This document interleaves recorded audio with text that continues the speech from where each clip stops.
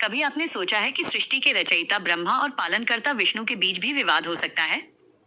क्या कभी ऐसा समय आया था जब दोनों देवता स्वयं को सबसे महान साबित करने पर उतर आए थे, और जब उनका अहंकार चरम पर पहुंच गया, तब ऐसा क्या हुआ कि स्वयं भगवान शिव को प्रकट होना पड़ा?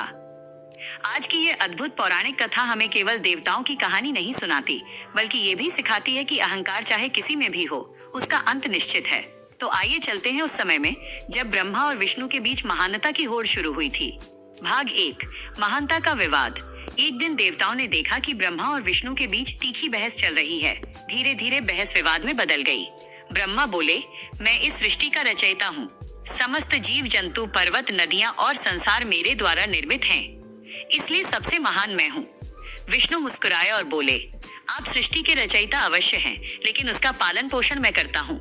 यदि मैं संसार की रक्षा न करूं, तो आपकी बनाई हुई सृष्टि अधिक समय तक टिक नहीं पाएगी। ब्रह्मा को यह बात पसंद नहीं आई। उन्होंने कहा, यदि मैं सृजन न करूं, तो तुम किसका पालन करोगे?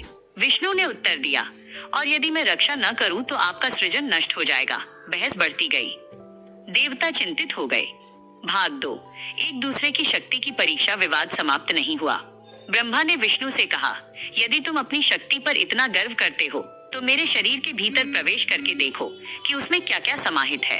विष्णु ने चुनौती स्वीकार कर ली। जैसे ही उन्होंने ब्रह्मा के भीतर प्रवेश किया, वे आश्चर्यचकित रह गए। उन्होंने वहां अनगिनत लोक, पर्वत, महासागर और अद्भुत संसार देखे, मानो पूरा ब्रह्मांड ब्रह्मा के भीतर समाया हुआ हो। कुछ समय बाद विष्णु बाहर आए, लेकिन अब विष्णु की बारी थी। उन्होंने कहा, अब आप मेरे भीतर प्रवेश करके देखिए। ब्रह्मा ने भी चुनौती स्वीकार कर ली। अनंत ब्रह्मांड।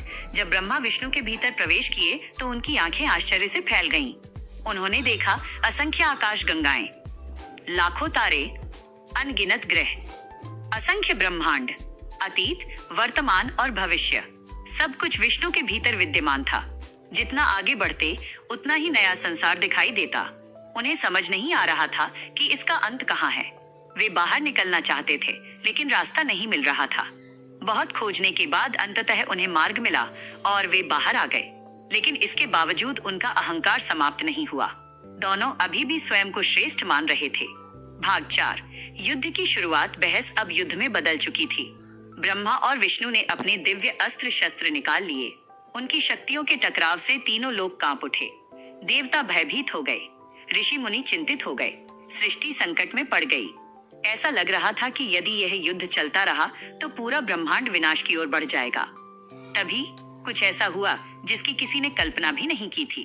भाग 5, अनंत ज्योतिर्लिंग का प्रकट होना। अचानक दोनों देवताओं के बीच एक विशाल अग्नि स्तंभ प्रकट हुआ। वो इतना चमकदार था कि उसकी रोशनी से पूरा ब्रह्मांड प्रकाशित हो उठा।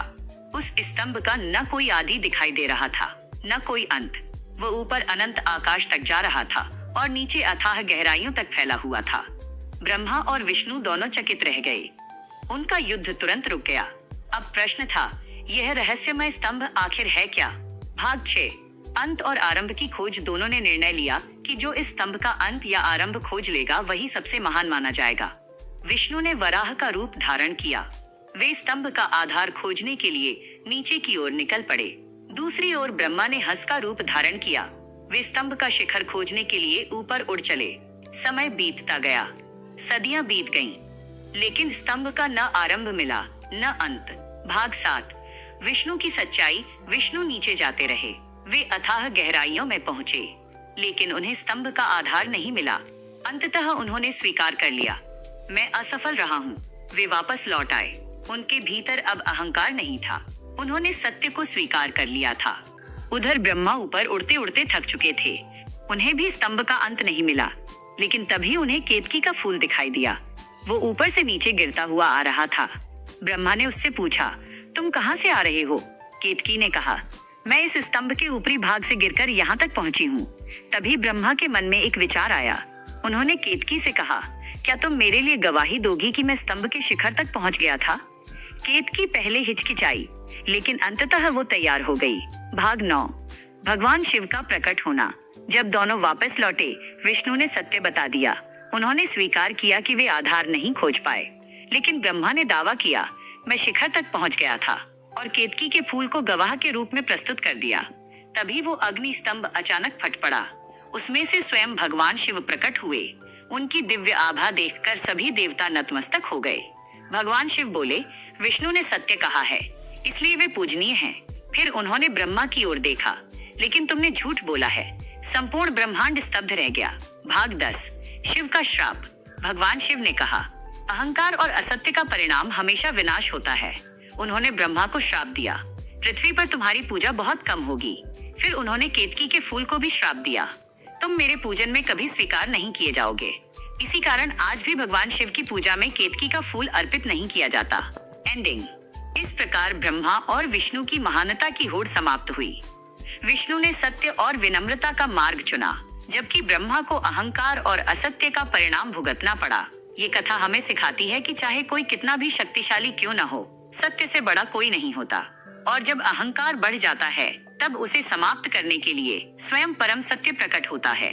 यही अनंत अग्नि स्तंभ भगवान शिव का ज्योतिर्लिंग माना जाता है, जो इस बात का प्रतीक है कि परमात्मा का न आदि है न अंत। हर हर महादेव।